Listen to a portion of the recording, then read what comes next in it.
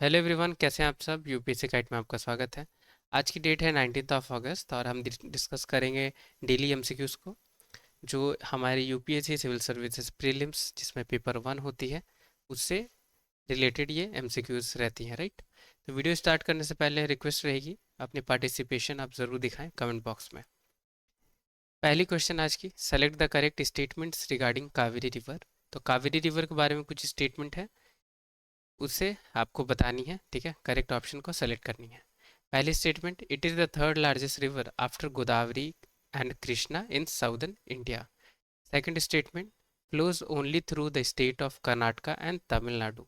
Third statement, Lakshmana Tirtha, Kabini, Bhavani, Noyyal, Amaravati, Moyar is its left bank tributaries. Select the correct option, A 1 and 2, B 2 and 3, C 1 and 3, D all of the above. तो video pause करके answer comment box में बताएं। इसका जो correct answer है वो है A 1 and 2। पहली दूसरी स्टेटमेंट करेक्टली है, यहाँ पे करेक्ट है। पहली स्टेटमेंट कैसे करेक्ट है कि Kaveri river third largest river है साउदर्न इंडिया की, गोदावरी और कृष्णा रिवर के बाद। सेकंड स्टेटमेंट सही है कि ये सिर्फ दो ही स्टेट में बहती है, कर्नाटका और Tamil Nadu.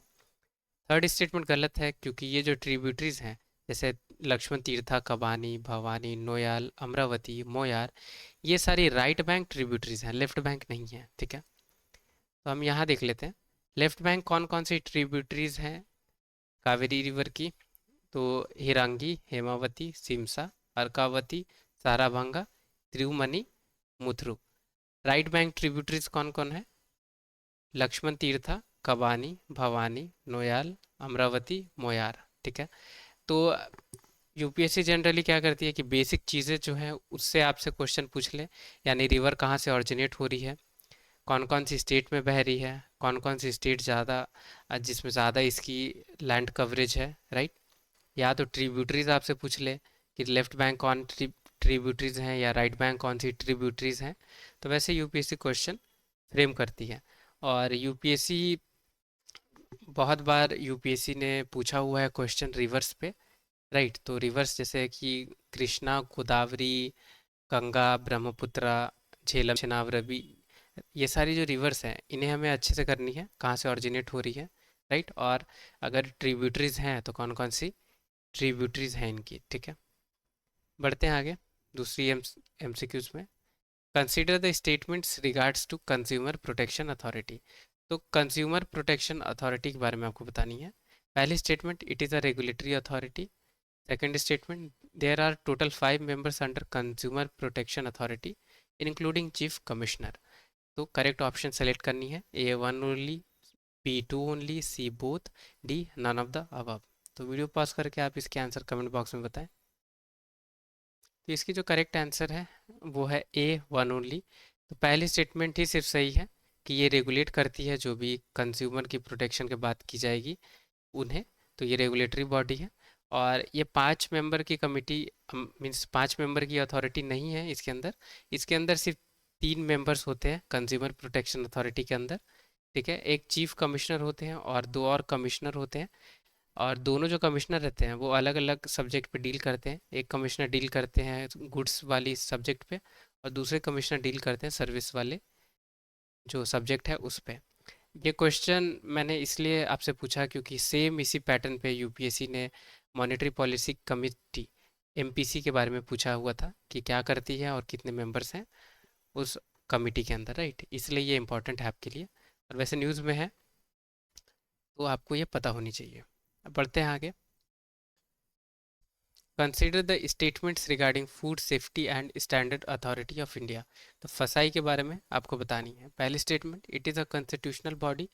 Second statement, the FSSAI is headed by a health minister. Third, the FSSAI was established by the food safety and standard act 2006। तो आपको इनकरेक्ट ऑप्शन सेलेक्ट करनी है, A 1 only, B 1 and 2, C 3 only, D 2 and 3। तो video pause करके आप इसके answer comment box में बताएं। यहाँ पे इनकरेक्ट आपसे पूछी गई है, आपको ध्यान रखना है, ठीक है। तो इसकी जो करेक्ट आंसर है वो है बी 1 and 2। तो 1 और 2 जो स्टेटमेंट है यहाँ दोनों गलत हैं। कैसे गलत है तो चलिए हम देखते हैं। जो food safety and standard authority of India यानी फसाई है, ये स्टैट्यूटरी बॉडी है, ठीक है, कॉन्स्टिट्यूशनल बॉडी नहीं है, क्योंकि एक्ट से बनी है तो जाहिर सी बात है ये कॉन्स्टिट्यूशन बॉडी नहीं रहेगी, ठीक है। दूसरी स्टेटमेंट कैसे गलत है?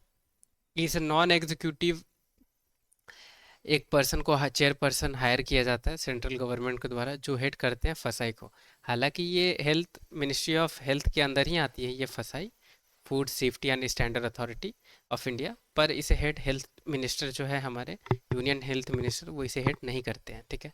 थर्ड स्टेटमेंट बिल्कुल सही है कि food safety and standard authority 2006 के द्वारा फसाई को लाया गया है इंडिया में। फोर्थ एमसीक्यू को देखेंगे, consider the following volcanoes and their location. तो ये कुछ वोल्केनोज हैं और इनके सामने लोकेशन दी गई है, आपको करेक्ट ऑप्शंस जो है यानी 1 2 3 4 में जो करेक्ट है उसे सेलेक्ट करनी है। तो पहली है सिवलुच वोल्केनो, फ्रांस। सेकंड है mount Etna, Italy. Mount Merapi, Ethiopia. Mount Erebus, ये है अंटार्कटिका। तो करेक्ट ऑप्शन सेलेक्ट करनी है A 1 2 and 3, B 1 2 and 4, C 2 and 4, D all of the above. तो इसकी जो करेक्ट आंसर है वो है C 2 and 4। Mount Etna Italy में है, ये करेक्ट बात है, ये बिल्कुल सही है। और माउंट एरबस ये अंटार्कटिका में है, ये भी बिल्कुल करेक्ट बात है। पर सेवलुच वोल्केनो ये फ्रांस में नहीं है, ये रशिया में है, ठीक है, आज ही की न्यूज़ में थी। और ये माउंट मेरापी जो है ये इथोपिया में नहीं है, ये है इंडोनेशिया में। तो ये कुछ इंपॉर्टेंट वोल्केनोज हैं जिसमें माउंट इटना, ठीक है, माउंट मेरापी और सेवलुच वोल्केनो जो है ये ऑलरेडी बहुत ज़्यादा न्यूज़ में कवर्ड थी, ठीक है, तो हमें ये पता होनी चाहिए। अब बढ़ते हैं अगले क्वेश्चन में। Which of the following country does not comes under Sahil reason. तो साहिल रीजन में इनमें से कौन सी कंट्री नहीं आती है, वो आपसे पूछी गई है। ए माली, बी चैड, सी नाइजर, डी सऊदी अरेबिया। तो वीडियो पॉज करके आप कमेंट बॉक्स में इसके आंसर बताएं। इसकी जो सही आंसर है वो है डी सऊदी अरेबिया, ठीक है। तो सऊदी अरेबिया साहिल रीजन में नहीं आती है। यहाँ जो आप देख सकते हैं ऑरेंज में है जो, ये साहिल रीजन में आती हैं ये सारी कंट्रीज। तो कौन कौन आती हैं? तो Senegal, Mauritania, Mali, Burkina Faso, Niger, Nigeria, Chad, Sudan और इरिटेरिया, ठीक है। तो Eritrea, South Sudan, Chad, Niger, Nigeria, Mali, Burkina Faso, Senegal, Mauritania. तो ये है साहिल रीजन में। और अर्जेंटीनिया नहीं, Algeria, Libya, Egypt, Saudi Arabia, यहाँ पे आप देख सकते हैं ये इजराइल, राइट। तो ये सारी जो कंट्रीज़ हैं ये साहिल रीजन की पार्ट नहीं है, ये आपको पता होनी चाहिए, क्योंकि यूपीएससी ने साहिल रीजन पे क्वेश्चन पूछा था बहुत पहले कि कौन सी कंट्री साहिल रीजन में है, ठीक है। यहाँ पे ये उल्टा क्वेश्चन है कि कौन इसके अंदर नहीं आती है, ठीक है। तो इसलिए ये मैंने आपसे पूछा ताकि ये भी रीज़न कहाँ है आपको पता चल पाए।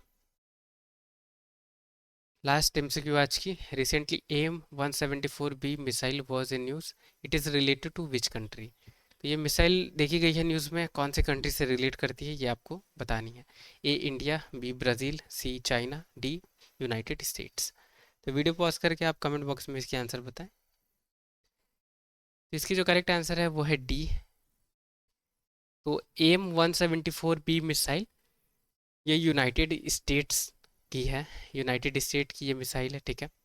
वैसे मिसाइल मैंने इसलिए कवर किया हुआ है क्योंकि 2018 में मिसाइल या उससे पहले ईयर्स में भी मिसाइल्स पे यूपीएससी ने क्वेश्चन पूछा हुआ है। और ये इम्पॉर्टेंट वैसे क्यों है, क्योंकि ये यूनाइटेड स्टेट ने इसे स्पेसिफिकली इसे क्रिएट किया है ताकि चाइना, क्योंकि चाइना की बहुत ज़्यादा भी प्रेजेंस है, राइट। अगर चाइना की तरफ से कुछ ऐसी एक्शन होती है तो चाइना को यूनाइटेड स्टेट टारगेट कर पाए, इसलिए एम 174 मिसाइल यूनाइटेड स्टेट के द्वारा इसे बनाया गया है, ठीक है। तो ये मिसाइल हमारे लिए इम्पोर्टेंट है एग्ज़ाम पॉइंट ऑफ व्यू से। मिसाइल पे तो अनयूजुअल थी, पे यूपीएससी तो पूछती ही थी, पर अब मिलिट्री एक्सरसाइज या नेवल एक्सरसाइज पे भी यूपीएससी पूछने लगी है। और ये सारी चीज़ें अभी यूपीएससी में काफ़ी ट्रेंड में है, राइट, तो हमें पता होनी चाहिए। तो thank you so much video को वॉच करने के लिए। अगर आपके लिए यूज़फुल रही हो तो वीडियो प्लीज़ लाइक करें। चैनल पे नए हैं, अभी तक सब्सक्राइब नहीं किया है तो प्लीज़ चैनल भी सब्सक्राइब करें, टिल द टाइम के लिए take care, have a great day ahead.